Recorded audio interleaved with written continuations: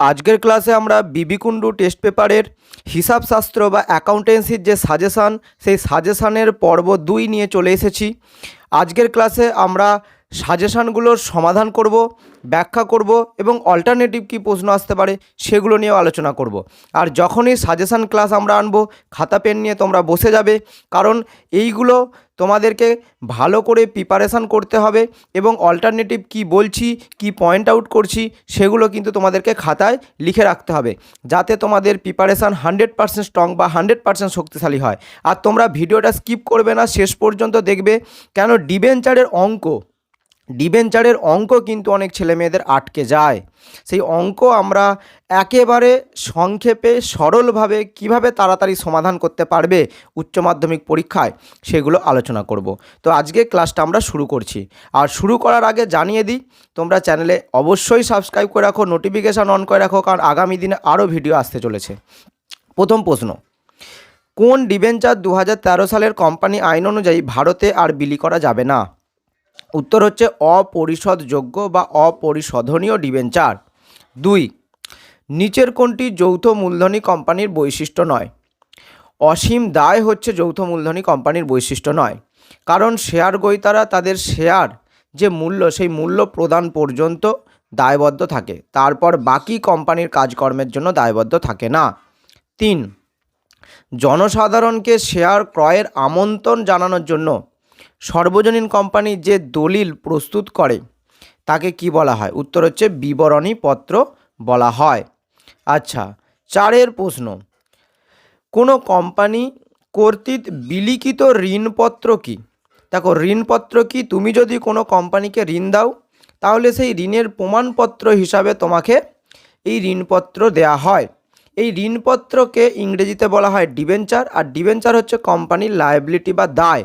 কেন দায়? কারণ ডিবেঞ্চারের অর্থ ডিবেঞ্চার গ্রহীতাকে একটা নির্দিষ্ট সময় পর ফেরত দিতে হয়। 5, ঋণপত্রের ওপর যে সুদ দেয়া হয়, ধরো 5% ডিবেঞ্চার, 10% ডিবেঞ্চার, 12% ডিবেঞ্চার, এটা কিসের ওপর নির্ভর করে? উত্তর হচ্ছে বাজারে সুদের হারের ওপর নির্ভর করে। তোমার অল্টারনেটিভ এখান থেকে আরেকটি প্রশ্ন বারবার উচ্চ মাধ্যমিকে আসে, যে ঋণপত্রের ওপর সুদ কি? মুনাফার ছাঁট। আর তোমাদেরকে বলেছিলাম যে মুনাফার ছাঁট এবং মুনাফার বন্টন, এই দুটোর মধ্যে পার্থক্য কিন্তু জানতে হবে। যখন তোমার প্রফিট হোক বা না হোক, কিন্তু তোমাকে পেমেন্ট করতেই হবে, তখন হচ্ছে মুনাফার ছাঁট। যেমন ব্যাংক লোনের ওপর ইন্টারেস্ট, এটা হচ্ছে মুনাফার ওপর ছাঁট। আর যখন প্রফিট হলে তুমি তা থেকে কিছু জিনিস বন্টন করবে, তখন তাকে বলা হচ্ছে মুনাফার বন্টন। যেমন রিজার্ভ হচ্ছে মুনাফার বন্টন। 6, ডিবেঞ্চারের ওপর সুদ বন্ধ করার জন্য কোন হিসাব খাতকে ডেবিট করা হয়? উত্তর হচ্ছে প্রফিট অ্যান্ড লস অ্যাকাউন্টকে ডেবিট করা হয়। 7, ন্যূনতম চাঁদা বা মিনিমাম সাবস্ক্রিপশন বলতে কি বোঝায়? উত্তর হবে তোমার বিলিখিত মূলধনের 90% হচ্ছে মিনিমাম সাবস্ক্রিপশন। 8, ড্যাশ বলতে সেই মূলধনকে বোঝায় যা কোম্পানি শুধুমাত্র অবসায়নের, অর্থাৎ কোম্পানি বন্ধ হওয়ার সময় তলব করতে পারে, যাকে বলা হচ্ছে সঞ্চিত মূলধন বা রিজার্ভ ক্যাপিটাল। এখান থেকে অল্টারনেটিভ আর একটা প্রশ্ন করতে পারে, যে কোন মূলধন দিয়ে কোম্পানি চালুকালীন কোনো দায় মেটানো যায় না? সেটা হচ্ছে রিজার্ভ ক্যাপিটাল দিয়ে, কারণ কোম্পানি বন্ধ হলে তবেই এই টাকাটা শেয়ার গ্রহীতাদের কাছ থেকে নেওয়া যায়, কারণ কোম্পানি যতক্ষণ চালু আছে এই টাকাটা নেওয়া যায় না। 9, কোম্পানির সবথেকে গুরুত্বপূর্ণ দলিল কোনটা? উত্তর হচ্ছে স্মারকলিপি বা পরিমেল বন্ধ এর অপর নাম, এবং একে কোম্পানির সংবিধান বলা হয়, কোম্পানির সনদ বলা হয়। এগুলো কিন্তু তোমাকে অবশ্যই নোট ডাউন করে রাখতে হবে খাতায়। 10 প্রশ্ন, আচ্ছা 10 দেখো, একটা আমরা ম্যাচ মেকিং পেয়েছি, যে ঋণের সার্টিফিকেট কি? যে ঋণের প্রমাণপত্র। ঋণপত্রের ধারক মানে যে ঋণপত্র যার কাছে আছে তাকে বলা হচ্ছে পাওনাদার বা ডিবেঞ্চার হোল্ডার। ঋণপত্রের ওপর সুদ একটু আগেই বললাম মুনাফার ছাঁট। আর ঋণপত্র হচ্ছে এক ধরনের দীর্ঘমেয়াদী ঋণ। তাহলে তুমি যদি স্তম্ভটা মেলাও, তাহলে তোমার এখানে আমি আর দাগ দিইনি, একটু দেখে নেও কোনটা হচ্ছে। 11, অবন্ধকি ঋণপত্রকে উলঙ্গ ঋণপত্র বলে। উলঙ্গ বলতে খোলা ঋণপত্র, ঠিক আছে, উত্তর হবে ঠিক। ঠিক আছে, অবন্ধকি ঋণপত্রকে খোলা ঋণপত্র বলে ভালো ভাষায়। কোনো কোম্পানি বাহক দেয় ঋণপত্রের নথি রাখে না, কারণ বাহক দেয় মানে কি, যার কাছে ঋণপত্র থাকবে সেই হচ্ছে ঋণপত্রের টাকা পাবে, এর জন্য আলাদা করে নথি রাখা হয় না, উভয়ই সত্য। 12 XLTD, দেখো এখান থেকে কিন্তু তোমার অঙ্ক শুরু হচ্ছে। অঙ্কেতে ছেলেমেয়েরা ঘাবড়ে যায় যে ডিবেঞ্চারের অঙ্ক পাচ্ছি না, ঠিক আছে, একেবারে শর্টকাটে সংক্ষেপে কিভাবে করবে সব আমি বুঝিয়ে দেবো। দেখো XLTD 2 লাখ টাকার যন্ত্র কিনেছে, ধরো যার কাছ থেকে 2 লাখ টাকার যন্ত্র কিনেছে তাকে 2 লাখ টাকা দিতে হবে। এখন ক্রয় প্রতিদান শোধ করার জন্য কোম্পানি 40,000 টাকা দিয়ে দিয়েছে, তাহলে এখনও ক টাকা বাকি আছে? 1,60,000। এবার 1,60,000 ধরো কোম্পানি ক্যাশ দিতে পারছে না, কোম্পানি বলছে তুমি ডিবেঞ্চার নিয়ে নাও। এবার ডিবেঞ্চার কেন নেবে সেটা জানতে হবে। যার কাছ থেকে কোম্পানি যন্ত্রপাতি কিনেছে সে কেন ডিবেঞ্চার নেবে কোম্পানির কাছ থেকে? ডিবেঞ্চার হচ্ছে এমন একটা জিনিস, কোম্পানি যতদিন না টাকাটা দিতে পারবে, 1,60,000 টাকা দিতে পারবে, ততদিন কিন্তু 1,60,000 টাকার ওপর একটা সুদ দেবে। দেখো এখানে সুদের হার দিয়ে আছে 6%, অর্থাৎ কোম্পানি 1,60,000 টাকা দেবে তাকে, তার সাথে সাথে যতদিন না দিতে পারছে 6% করে সুদ দেবে, ঠিক আছে। তো এখন 1,60,000 টাকার যে ডিবেঞ্চার দেবে, একটা ডিবেঞ্চারের দাম কত বলেছে? 25% অধিহারে 100 টাকা মূল্যের ডিবেঞ্চার। তা ডিবেঞ্চারের দাম 100 টাকা, কিন্তু কোম্পানি নিচ্ছে একটা ডিবেঞ্চারের জন্য 125 টাকা করে, প্রিমিয়াম নিচ্ছে 25 টাকা। তাহলে কোম্পানি কতগুলো ডিবেঞ্চার দিচ্ছে? তাহলে 1,60,000কে 125 দিয়ে ভাগ করবে, উত্তর হবে 1,280। তো একেবারে ইজি জিনিস। 2 লাখ টাকার যন্ত্রপাতি কিনেছে, 40,000 টাকা মিটিয়ে দিয়েছে, এখনও বাকি আছে 1,60,000 টাকা। বলছে আমি টাকা দিতে পারবো না, তার বদলে ডিবেঞ্চার নিয়ে নাও, ঠিক আছে। এক একটা ডিবেঞ্চারের দাম কত? 125 টাকা করে, মানে 100 টাকা দাম, 25 টাকা প্রিমিয়াম, টোটাল হচ্ছে 125 টাকা। তাহলে 1,280টা ডিবেঞ্চার পাবে। কে পাবে? যার কাছ থেকে যন্ত্র কিনেছিল সে পেয়ে যাবে। 13তে দেখো আবার একটা অঙ্ক। XLTD 10% অবহারে 1,000টা 12% ডিবেঞ্চার বিলি করে। আচ্ছা, উপরে বাংলাটাতে একটা জিনিস মিস্টেক আছে, সেটা হচ্ছে ডিবেঞ্চারের দাম হচ্ছে 50 টাকা করে, যেটা ইংলিশটাতে দেওয়া রয়েছে, দেখো মার্কিং করে দিয়েছে, এক একটা ডিবেঞ্চারের দাম 50 টাকা। আচ্ছা, ডিবেঞ্চারগুলি 6 বছর পর 20% অধিহারে পরিশোধ করবে, তাহলে কত ক্ষতি হচ্ছে? এখন দেখো, তাহলে 1,000টা ডিবেঞ্চার 50 টাকা করে দাম, তাহলে তুমি 1,000কে 50 দিয়ে গুণ করবে, 50,000 টাকা। যখন কোম্পানি অবহারে বিলি করছে, মানে ডিসকাউন্টে দিয়ে দিচ্ছে 10% ক্ষতি। আবার যখন কোম্পানি পরিশোধ করছে 20% এক্সট্রা টাকা দিয়ে, সেটাও ক্ষতি। তাহলে টোটাল ক্ষতি কত হচ্ছে? একবার 10%, একবার 20%, টোটাল 30% ক্ষতি হচ্ছে। তাহলে 50,000 টাকা 30% হচ্ছে 15,000 টাকা কোম্পানির টোটাল ক্ষতি হচ্ছে। 14 প্রশ্ন, ঋণপত্রের ওপর সুদ। দেখো আবার দিয়েছে একটা পয়েন্ট, যেটা তোমাকে বললাম যে ঋণপত্রের ওপর সুদ লিখে রাখবে মুনাফার ছাঁট, ঠিক আছে, এটা কিন্তু বারবার আসবে, চার্জ এগেনস্ট প্রফিট। আচ্ছা, আবার দেখো 15তে একটা অঙ্ক দিয়েছে। কি অঙ্ক দিয়েছে? সোনালী এলটিডি 50,100 টাকা দরের 8% ডিবেঞ্চার প্রিমিয়ামে বিলি করেছে, মানে 100 টাকার হয়তো ডিবেঞ্চারের দাম, তার থেকে বেশি দামে নিয়েছে, 102 টাকা, 3 টাকা, 4 টাকা, 5 টাকা, যাই হোক বেশি দামে নিয়েছে। এখন 10% প্রিমিয়ামে আবার পরিশোধ করবে বলেছে। Loss on issue of debenture বাতিল করার সময়, মানে কোম্পানির যে ক্ষতি হচ্ছে সেই ক্ষতিটা সমন্বয় করার সময় লাভ ক্ষতির বিবরণী বা প্রফিট অ্যান্ড লস অ্যাকাউন্ট থেকে 2 লাখ টাকা ডেবিট করা হয়েছে। তাহলে কত টাকা প্রিমিয়ামে ঋণপত্রগুলো বিলি করা হয়েছে? দেখো, প্রিমিয়ামে যদি ঋণপত্র বিলি করে কোম্পানির লাভ হয়, কিন্তু প্রিমিয়ামে যদি কোম্পানি পরিশোধ করে তাহলে কোম্পানির ক্ষতি হয়। তাহলে আমি প্রথম দেখে নিচ্ছি কোম্পানির ক্ষতি কত টাকা। দেখো, 50,000টা ডিবেঞ্চার 100 টাকা করে দাম, তাহলে তুমি বুঝতেই পারছো টোটাল 50 লাখ টাকার ডিবেঞ্চার বিলি হয়েছে। ক্ষতি কত হচ্ছে? 10%। 50 লাখ টাকার 10% হচ্ছে 5 লাখ টাকা। তাহলে 5 লাখ টাকা কোম্পানির ক্ষতি হচ্ছে পরিশোধ করার সময়, কিন্তু company profit and loss account থেকে নিয়েছে ক টাকা? 2 লাখ টাকা। তাহলে 3 লাখ টাকা নেয়নি, কেন নেয়নি সেটা জানতে হবে। কারণ 3 লাখ টাকা যখন প্রিমিয়ামে বিলি করেছিল তখন কোম্পানির লাভ হয়েছিল, এখন লাভ কখন হবে? নিশ্চয়ই প্রিমিয়াম দিলে লাভ হবে। এবার 50 লাখ টাকার কত পার্সেন্ট 3 লাখ টাকা হচ্ছে? 6%। তাহলে কোম্পানি যখন ডিবেঞ্চারগুলোকে বিলি করেছিল তখন 100 টাকার ডিবেঞ্চার 106 টাকা করে নিয়েছিল, সেই কারণে কোম্পানির সেখানে 3 লাখ টাকা লাভ হয়ে গেছিলো। আর পরে যখন কোম্পানি পরিশোধ করছে তখন 5 লাখ টাকা ক্ষতি হলেও সেই 3 লাখ টাকা বাদ দেওয়ার পর কোম্পানিকে লাভ ক্ষতির হিসাব থেকে মাত্র 2 লাখ টাকা নিতে হচ্ছে। 16, যদি বিক্রেতা 6,20,000 টাকার সম্পত্তি বিক্রেতাকে এবং 1,20,000 টাকা দায়ের বিবেচনায় 5,50,000 টাকা ঋণপত্র দেওয়া হলে তাহলে অবশিষ্ট 50,000 টাকা কোথায় ক্রেডিট করা হবে? উত্তরটা ক্রেডিট হবে না, এটা ভুল যাচ্ছে, ডেবিট করা হবে। কেন? দেখো, নিট ক্রয় কত করছে? সম্পত্তি নিচ্ছে 6,20,000 আর দায় নিচ্ছে 1,20,000, মাইনাস করে দিলে 5,00,000 টাকার নিট সম্পত্তি কেউ কিনছে, আর প্রতিদান দিচ্ছে কত?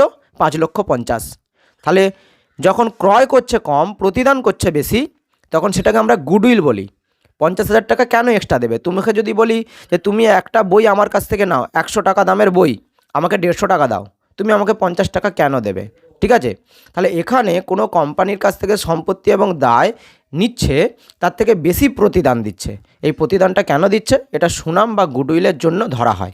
ঠিক আছে, তাই সুনাম হিসাব খাতে এটা ডেবিট হবে, ক্রেডিট হবে না। ভুল দেওয়া রয়েছে বইতে, এটা কারেকশন করে নেবে, ডেবিট হবে। ঠিক আছে, এরপরে 17, শক্তি এলটিডি 5,000 8% ডিবেঞ্চার 100 টাকা দামে 10% প্রিমিয়ামে বিলি করলো, মানে 100 টাকার জিনিস ধরো 110 টাকা করে বিলি করছে। মোট ঋণের ওপর সুদ কত টাকা দিতে হবে? দেখো, ঋণের ওপর সুদ কিন্তু প্রিমিয়ামে বিলি করলো কি অবহারে বিলি করলো দেখা হয় না। ডিবেঞ্চারের মূল্য কত সেটার উপরই সুদ দেওয়া হয়। তাহলে 5,000 টাকার ডিবেঞ্চার 100 টাকা করে দাম, টোটাল 5,00,000 টাকার ডিবেঞ্চার বিলি হয়েছে। সেটা বেশি দামেও হতে পারে, কম দামেও হতে পারে, কোনো অসুবিধা নেই। ডিবেঞ্চার বিলি হচ্ছে 5,00,000 টাকার।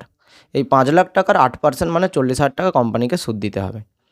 18, আবার একটা অঙ্ক, দীক্ষা লিমিটেড 4,100 টাকা দরে 9% ডিবেঞ্চার 10% বারটায় বিলি করেছে। দেখো, বারটায় মানে ডিসকাউন্টে, তার মানে ডিসকাউন্টে বিলি করলে তো ক্ষতি হবেই, এবং নির্দিষ্ট হারে পরিশোধ করছে, নির্দিষ্ট প্রিমিয়ামে। দেখো, প্রিমিয়ামে পরিশোধ করছে, তাহলে আরও ক্ষতি হচ্ছে।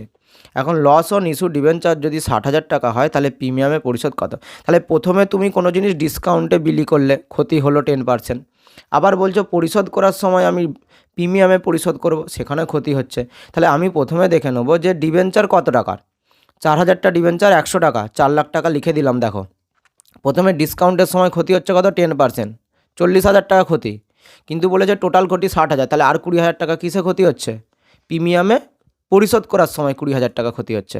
তাহলে প্রিমিয়ামে পরিশোধ করার সময় ক্ষতি হচ্ছে মাত্র 20,000 টাকা। Option B, 18 option B. এইভাবে একেবারে সংক্ষেপে অল্প সময়ের মধ্যে তোমাকে কিন্তু করে নিতে হবে। ঠিক আছে, বেশি কাটাকুটি করা চলবে না, তোমাকে পেজও বেশি হয়তো পাবে না, অত সময়ও পাবে না পরীক্ষার হলে। ঠিক আছে, 19, এক্স এলটিডি 5,00,000 টাকার 8% ডিবেঞ্চার নগদে, 8,00,000 টাকার 10% ডিবেঞ্চার নগদ ব্যতীত অন্য প্রতিদানে, এবং 4,00,000 টাকার 9% ডিবেঞ্চার জনমানত সিকিউরিটি হিসেবে বিলি করেছে। তাহলে ডিবেঞ্চারের ওপর কত সুদ দিতে হবে?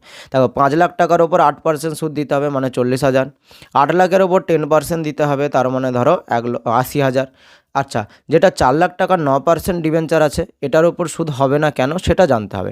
জন আমানত মানে কি? জনগণের কাছ থেকে যে আমানত বা যে টাকা কোম্পানি নিচ্ছে, সেই টাকার ওপর কোম্পানি সুদ দেবে, কিন্তু ডিবেঞ্চারের ওপর দেবে না। ডিবেঞ্চারটা শুধুমাত্র সিকিউরিটিস পারপাসে রাখা হয়েছে। ঠিক আছে, তাহলে কোম্পানি সিকিউরিটিস পারপাসে ডিবেঞ্চার রাখা হয়েছে, আর জনগণের কাছ থেকে যে আমানত নিয়েছে সেই আমানতের ওপর সুদ দেবে, কারণ জনগণের কাছ থেকে জনগণকে ডিবেঞ্চার দেয়নি, ডিবেঞ্চারটা রেখেছে কোম্পানি নিজের কাছে। কিসের হচ্ছে এর জন্য রেখেছে?